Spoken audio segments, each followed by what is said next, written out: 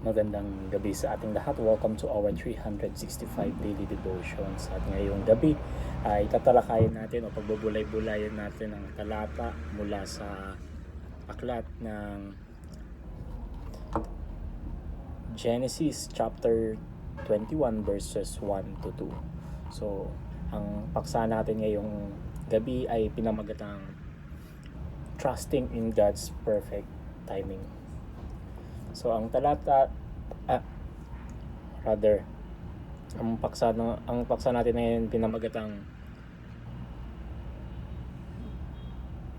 Trusting in God's Perfect Timing. So yun nga, ang sabi dito, now the Lord was gracious to Sarah as he had said, and the Lord did for Sarah what he had promised. So Sarah became pregnant and bore a son to Abraham in his old age, and at the very time God had promised him. Sa Tagalog, ang sabi, tinupad ng Panginoon ang sinabi niya kay Sarah.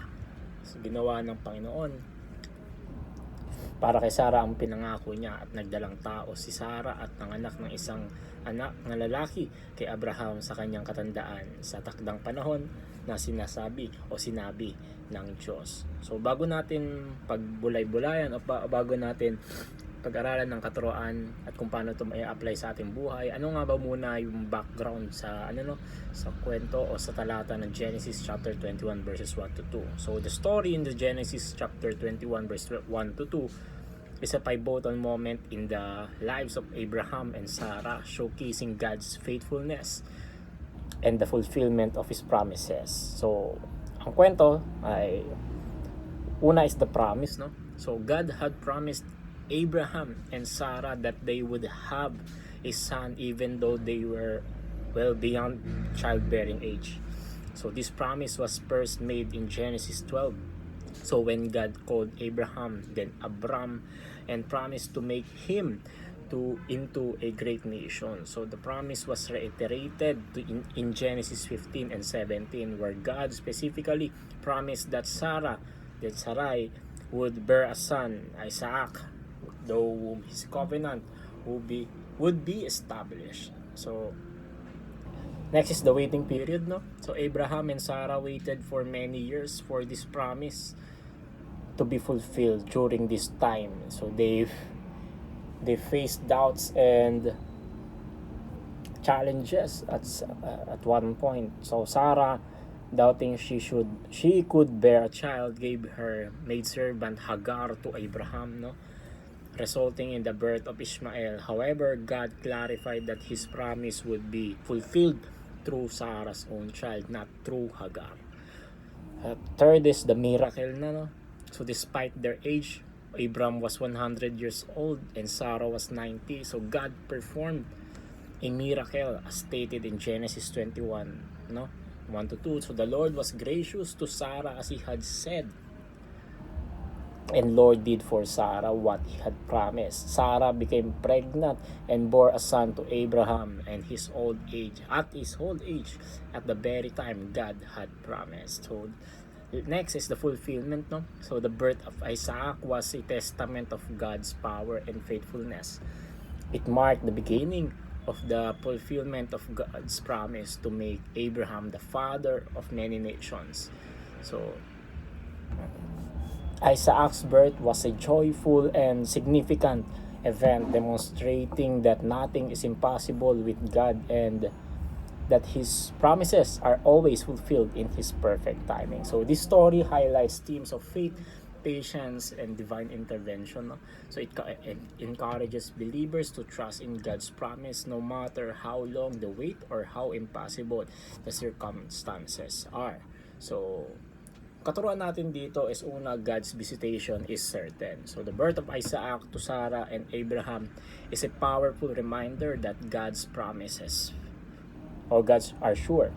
So when God's promises something, He will fulfill it. His visitation and intervention in our lives are guaranteed when He decrees it. Second is God's plan cannot be thwarted. So no matter the circumstances, God's plan will always prevail. Sarah and Abraham faced years of waiting and doubt, yet God's plan for them to have a son was fulfilled exactly as He had promised. Third is God's schedule is always on time. So God's timing is perfect.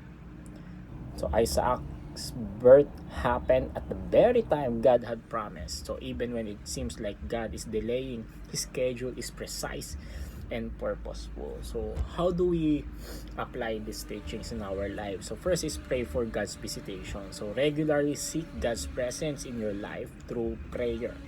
Ask for His guidance, intervention, and fulfillment of His promises. So trust that He hears and will act in His perfect time. So second is trust God's one and unchanging plan. So believe in the steadfastness of God's plan for your life. So even when situation seems uncertain, trust that God's plan is unchanging and will come to pass. Third is wait patiently on God's schedule. So practice patience and faithfulness while waiting on God's timing. Understand that His schedule is perfect and He knows the best time for everything to unfold in your life. So what is our discussion here, no? So why should we trust in God in times of waiting? So trusting in God during times of waiting is crucial for several reasons, no? So first is God's faithfulness. So history and scripture are filled with examples of God's faithfulness to His promises, just as He fulfilled His promise to Sarah and Abraham. So He will fulfill His promises to us. Second is God's sovereignty. So God is in control of all circumstances. He sees the bigger picture of and knows the perfect time for everything. Trusting His sovereignty helps us remain at peace, knowing that He is orchestrating everything for our good. Third is growth in faith. So waiting often strengthens our faith and reliance on God. It teaches us patience, perseverance, and trust, building our character and deepening our relationship with Him.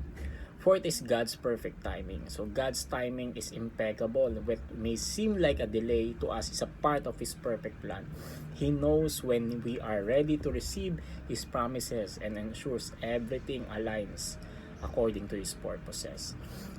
Next and last is assurance of His presence. So in times of waiting, we can experience God's presence more deeply. So it is a time to draw closer to Him, seek His face, and rely on His strength and comfort. So by trusting in God during periods of waiting, we acknowledge His supreme authority and loving care over our lives. So we learn to rest in His promises, knowing that He is faithful and His timing is always perfect.